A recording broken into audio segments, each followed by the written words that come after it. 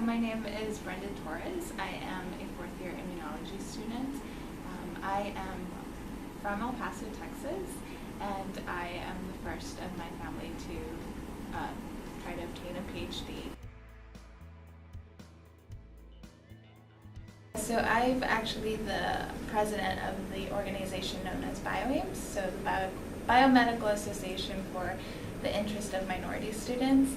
And so for me, this has been promoting diversity, and this is what we aim to do. It's become a really important part of what I would like to do for the future of my career. I want to keep promoting diversity even at the postdoc level or the faculty level. And I thought this was a wonderful class to go because everything that was listed in the summary was exactly what I wanted to do, is to learn about the experiments that are being done now and how we can implement the actual experiments that could lead to understanding what interventions we can do for women in science and also for people of color.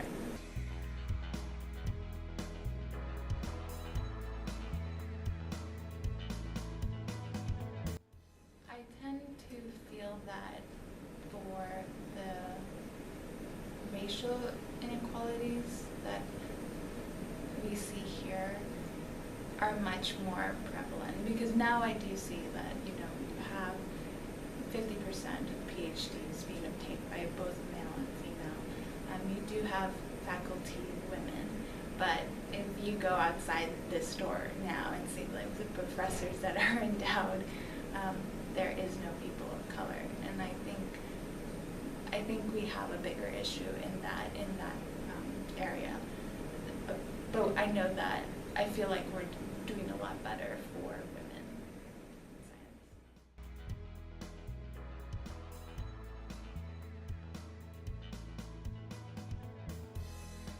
science. I do think it's prevalent because we don't talk about it. I think that you mentioned it before, that it's just we tend to ignore it or not really. I think we don't know yet how to solve it, so we try to put it on the side and think about it later. So I think that's where it manifests, where we're not saying, hey, I've seen these issues. And sometimes it's hard to see these issues. So I know that I read Lu Min, and when she was talking about how she went on a Google campus and she was trying to get to a specific building and she was pregnant, and she was telling her significant other, and he was like, oh, at Yahoo we have special parking for pregnant women.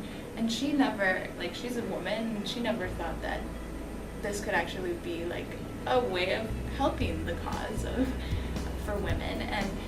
And so it's sometimes we're just not aware that you could solve these things. We're just so accustomed to just being okay, I just have to deal with what has to come, and that's it.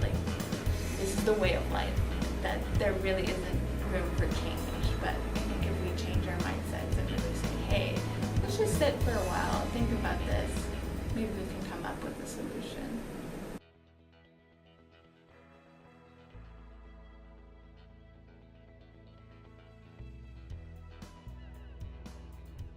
So I think the big one is I do want to have a family, and I do want to have the time to support my children.